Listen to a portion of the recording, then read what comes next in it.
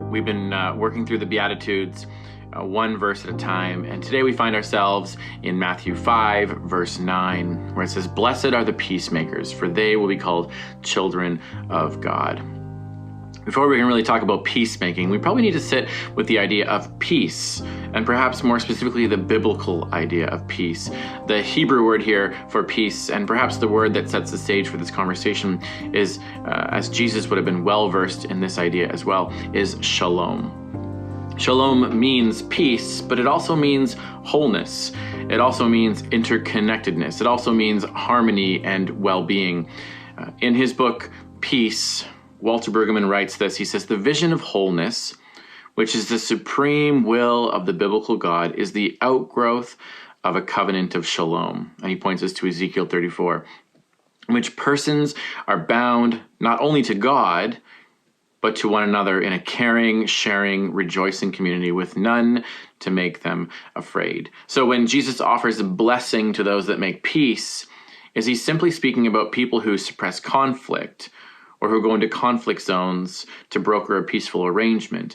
Or is he simply asking us to get along by avoiding these tense conversations? My dad is a peacemaker. That's how everyone would know him. That's how I know him. He's this loving, peaceful guy. In our family, he was always the mediator and the calming voice when we disagreed as a family, when things began to hit boiling points. My dad would be the kind of guy who would say, "Can't we all just get along?" And yet the kind of peace that he tended to be about was conflict avoidance. And while there's something good here in trying to de-escalate conflict, I have to believe that Jesus means more than this here.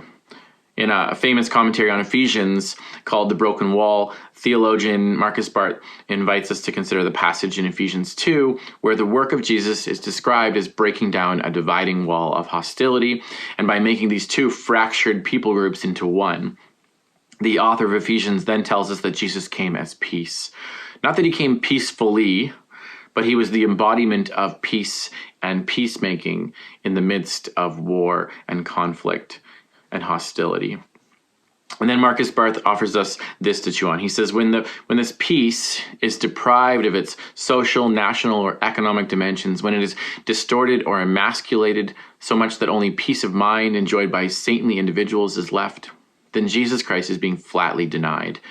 To propose in the name of Christianity neutrality or unconcern on questions of international, racial, or economic peace, this amounts to using Christ's name in vain.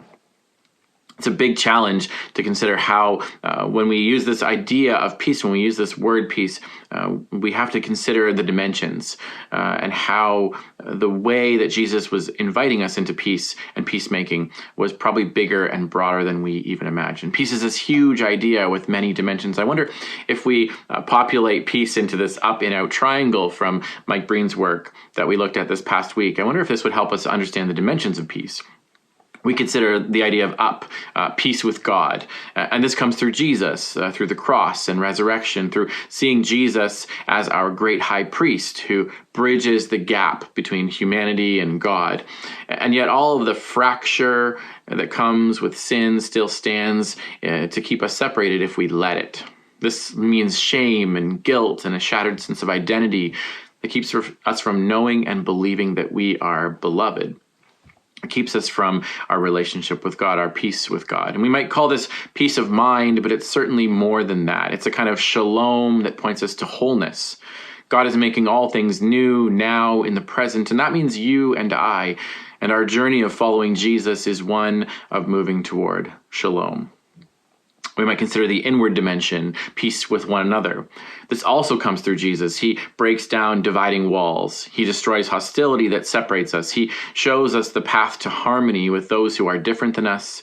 He models what it means to love. And again, a shalom understanding of peace is that we are better together. We are interconnected. We need each other. And that each of us is actually incredibly vital to the well-being of the whole. We might consider the outward dimension, peace with the world. This also comes through Jesus. For God so loved the world that Jesus came. A shalom understanding of peacemaking points us toward peace in our neighborhoods, local, civic kind of peace, peace on our streets, peace with my neighbor, but also peacemaking in our nations, peacemaking in our world, peacemaking in our politics, and with the earth. In Canada, it points us toward a shalom understanding of reconciliation with our Indigenous brothers and sisters. So when Jesus blesses the peacemaker, he's saying, be about the work of the kingdom of God, which looks like the slow cultivation of shalom in all of its dimensions, and be about it together. For that too is part of this vision of shalom. I want to end with a quote from a great book by Lisa Sharon Harper called The Very Good Gospel. And in it, she says this. She says, shalom is what the kingdom of God smells like. It's what the kingdom of God looks like and what Jesus requires of its kingdom citizens. So it's when everyone has enough. It's when families are healed. It's when shame is renounced and inner freedom is laid hold of. It's when human dignity bestowed by the image of God in all humanity is cultivated, protected, and served in families, faith communities, and schools, and through public policy.